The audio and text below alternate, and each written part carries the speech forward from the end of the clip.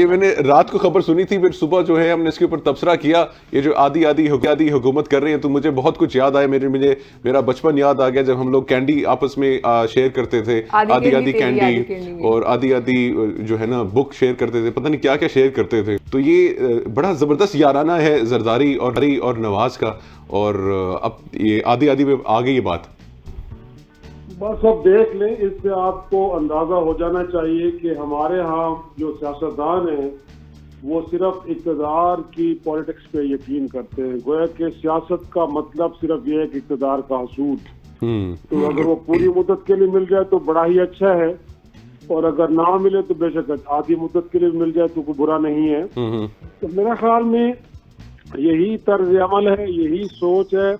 جس نے پاکستان کو آج اس دورائے پہ لا کے کھڑا کیا ہے کہ ہم معاشی طور پہ اور ہر حوالے سے ایک انحطاط کا شکار ہیں. اصولاً تو یہ ہونا چاہیے تھا کہ کسی ایک جماعت کو یہ موقع دیا جائے، وہ مسلم لیگ نون ہو، وہ پیپلز پارٹی ہو، یا پھر تحریک انصاف، کہ جس نے اب تک کی جو فگرز بتا رہے ہیں کہ سب سے بڑا مینڈیٹ ان کو ملا ہے عوام کا. تو یہ تمام سیاسی جماعتیں اگر یہ سمجھتی ہیں کہ جو ان کا بیانیہ بھی ہے، تو شیرازی صاحب اگر مینڈیٹ سب سے زیادہ اگر تحریک انصاف کو ملے تو پھر تحریک انصاف کو نہیں اپرچونٹی ملنی چاہیے تھی حکومت کرنے کی بھی؟ میں یہی تو بات کر رہا ہوں، میں یہی بات کر رہا ہوں کہ میں نے یہی آخری جملہ میرا تھا بھی یہ کہ اگر ان کو سب سے بڑا مینڈیٹ ملا ہے اور جو یہ بیانیہ تقاریر میں بھی اپنا بیان کرتے ہیں کہ اس ملک کی خدمت کرتے ہیں اور ان کا گلا بھر آتا ہے، ان کی آواز رونی ہو جاتی ہے عوام کے درد میں،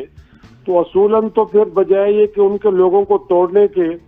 اور ان کے ساتھ کھڑے ہو کے تصاویر بنوانے کے، بہتر یہ ہوتا کہ یہ ایک ہیلنگ ٹچ کی بات ہو رہی ہے نا. ہیلنگ ٹچ تو یہی ہے کہ جس نے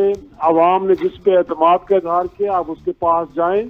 اور اس سے کہیں کہ آپ کا حق ہے، اور اگر آپ حکومت بنانے کے لیے کچھ ووٹ درکار ہیں